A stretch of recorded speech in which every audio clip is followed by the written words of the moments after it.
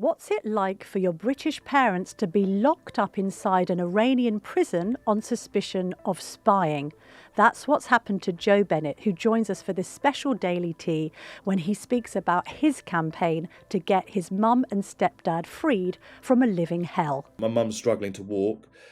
She is sleeping on a bunk bed with no mattress. It's just a metal frame, right? So it's tough on her body. But we know that she's still teaching yoga and English to cope. So, I mean, it's heartbreaking and inspiring at the same time. It's just, it's what she's like as a woman. But, I mean, it's a test of time mentally. As every day passes, it's going to be chiseling away, right? And it's the same for Craig. He's sharing a tiny space, overcrowded, 50 plus people in the same room. It was just before Christmas last year that Lindsay and Craig Foreman embarked on what they hoped would be the trip of a lifetime around the world. The couple, both 52 from East Sussex, chose a route that would take them through Europe to Australia via, quite controversially, Iran. Yes, they understood the risks and took the necessary precautions, including obtaining the right visas and ensuring that they were accompanied by an Iranian guide throughout. However, their last post on social media on January the 3rd this year was followed by silence. It wasn't until a month later that the Iranian state media announced that they had arrested the couple on charges of espionage.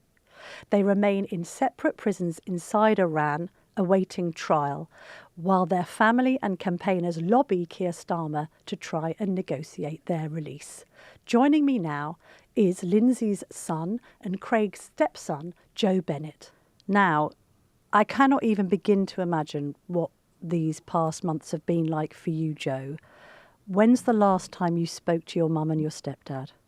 So I spoke to my mum about 4 weeks ago now, and Craig spoke to his dad. It's around 3 weeks. That's the first time that we got to speak to them in about 7 months, and it's the only time we've spoken to them directly. And how did mum sound? Yeah, she sounded okay in herself. I mean, the one thing that I always say is that they sound as though they're coping. But I don't want to get too comfortable and familiar with the word coping, because we can't take away sort of the conditions and what they're really suffering every day. But it seems as though they are coping as best as possible. And you know where they both definitely are now, because there'd been some confusion, hadn't there, over which prison they were in. So where's mum? Where's your stepdad? They're not together, are they? No, correct. So mum's in a place called Karchak, which is a women's only facility. And it's out of Tehran. So it's about a 90-minute drive from the capital, which makes the logistics a little bit harder. And Craig was in a place called Bozorg, but he's now been transferred to Evin. And that probably happened about 3 weeks ago or so. And mum's been in Karchak for over 4 weeks now. So how are you handling this situation? You're not able to speak to her very often at all. You've got a 7-month period where you don't really know what's going on. You're coordinating efforts from this country. This is Iran. I mean, there's no transparency at all. How are you coping with this, Joe? How are you doing it? It's a very good question. I suppose love's the driving factor, being completely honest with you. It's very tough at times, I can't lie. It's something that you never imagine what you have to deal with in terms of emotions and frustrations, anger. There's a lot of emotions going on. But, you know, I allow myself to feel those emotions. I think that's important. I think if you bottle it up, you're not going to do anyone any good, let alone yourself. So I try and be present with them, but always come back to the grounding fact is that I want my mum and, stepdad, I want my parents home. And they're the ones that are out there suffering the fate they're in at the moment, not myself. So that's always a driving factor for me is that I want them back, and I want them back safely. Take us back to when they were planning this trip, because the other aspect of this is you've had to endure a load of online abuse and people criticising their decision to go to Iran in the first place. You know, we can have a discussion about that, but it's sort of irrelevant now, because what we want to focus on is the fact that they're both in prison and the need for them to be released. When they were talking about this trip, did you say, I'm not sure including Iran in the itinerary is a good idea, Mum? Yeah, I mean, the conversations were had, and I think we all see loved ones make choices we don't maybe agree with, right? And um, you can be frustrated, angry, but again, it goes back. It doesn't stop you loving them, and they made that choice on the back of what they thought was a judgment call, right? And it is easy to say they shouldn't have gone. A part of me's felt that too, but the reality is that hindsight's always clearer than foresight, right? They could never have predicted that ever happening, because they went and entered the country with all means appropriate to get them through for 4 days. They had the visa, the tour guide, they stuck to main roads, they're in hotels. So I don't think you, with that knowledge and everything, would predict what could happen. But like you say, it's not my job now to debate the past. I've got to try and fight for their future. What did they want to achieve from going there? It was somewhere they hadn't visited before. Yeah, I think it's somewhere that they've not been visited before. I mean, by all accounts, if you look at people who've been there in the past, and there are a lot of people that travel to Iran, they say it's the most beautiful country, the most beautiful people, and it was a paradise way back, right? And my mum and Craig said exactly the same thing. They said they couldn't be more. Were not more complimentary of the country, its people. They were trying to embrace, traditions, and that says a lot about what they were trying to do on this trip. It wasn't about just Iran. They were looking to go through Pakistan and East Asia. There's a lot of cultures that they wanted to experience and connect with people along the way. Um, and unfortunately, they've been punished for that. Take me back to the moment you found out that they'd been captured. Complete hysteria, I suppose, is the way I'd describe it. It was the most bizarre feeling. It didn't feel real. Then it hit home that it is. But then you wake up and you kind of forget about it, right? But Right, what and then happened? You got a phone call. Where were you and how did it happen? so we contact the Foreign Office to say, look, my mum and Craig are in Iran. We haven't been seen or heard from for a number of days now, and it's concerning us. They flagged it and said, yeah, this is quite serious. It's a missing person case. Opened the case up, and it wasn't until the end of January, so it's a whole month, until we got the confirmation that yes, there are two UK nationals detained, and it is my mum and Craig. I was sat at home. I was sat at home. It was horrendous. Yeah, it was horrendous, as I say, because you haven't got a clue as to what's actually going on, and there's a part of you that just sort of believes, oh well, they're in a bad signal zone. You don't think the outcome is what it was turned out to be. And you're always thinking they might just be stuck at the border. There might be a little thing with passport. You're just trying to make up logical explanations as to what might have happened. And then you get the confirmation, and it's mind blowing. It's because you know them as people, right? You just like what is going on? It was laughable, but in its own right, it was the scariest, the most worrying time of all of our lives. And it still is. Um, but yeah,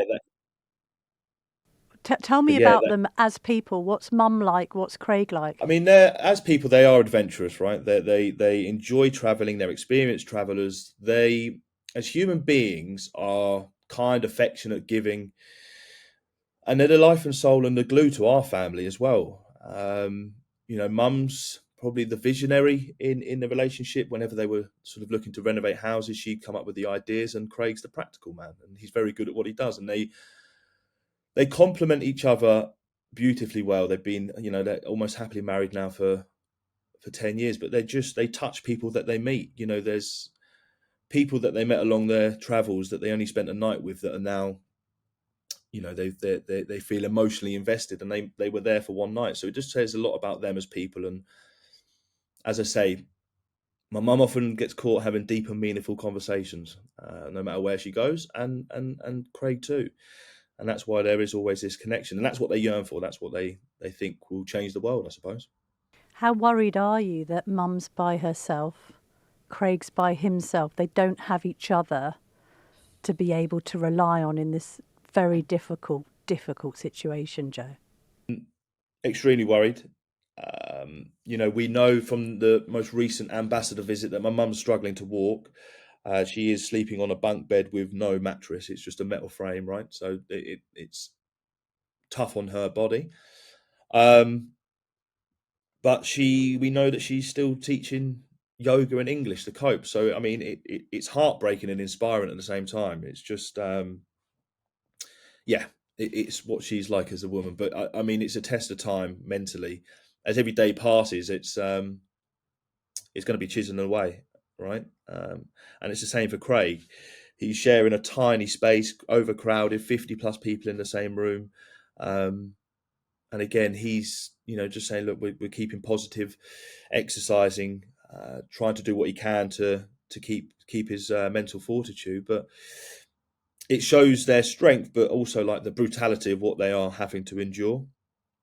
So it's always that contrast. It's always like you get hit with your hope and optimism, and you stay positive, and then you then get their reality, and it's like these constant scales in your mind. You want to stay positive, but you know what they're facing, so it's really hard not to want to do something about it. And they don't speak Arabic, presumably. I think they're trying to learn Farsi.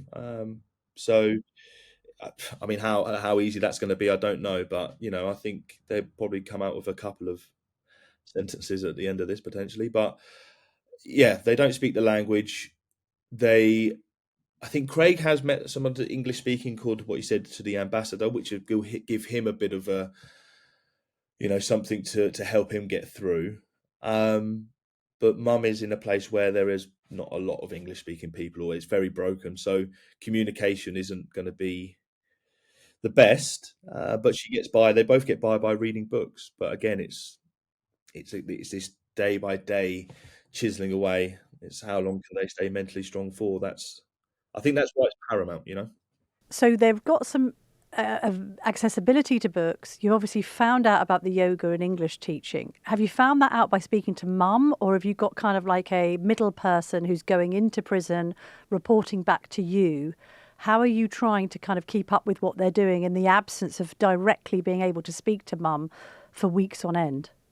So most of the information comes through. So the ambassador visits, that's where we got quite a bulk of information from, because that happened quite recently.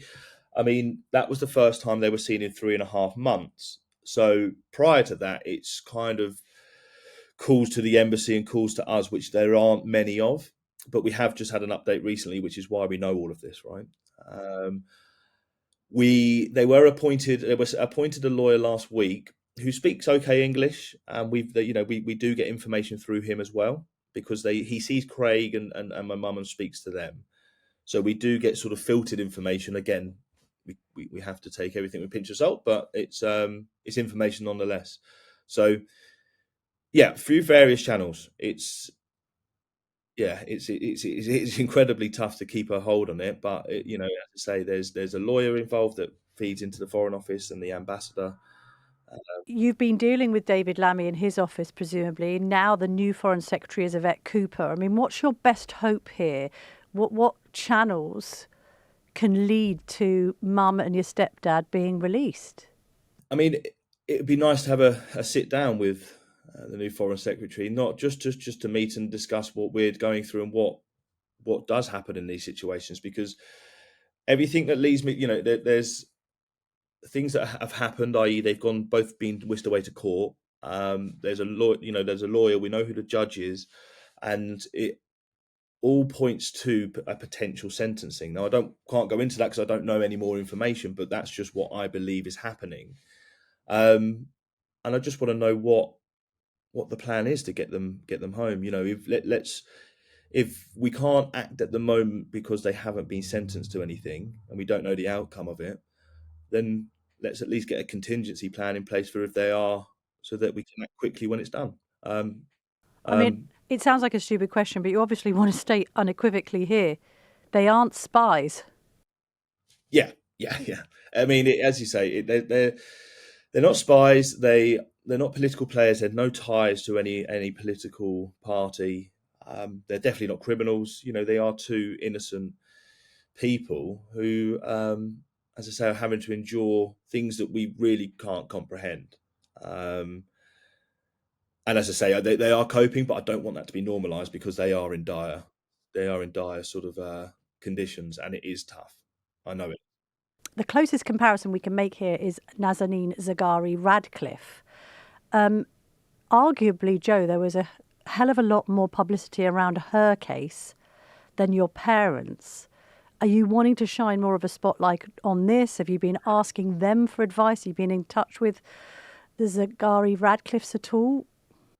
Yeah, I mean, we've tried to get as much of an understanding as what goes on out there as possible, and that is reaching out not only to Nazanin and Richard, but Anousheh as well, Anousheh Asuri, and also further afield. We've spoken to Australian national Kylie Gilbert Moore, just because we want to get an understanding. I want to know what it's like over there.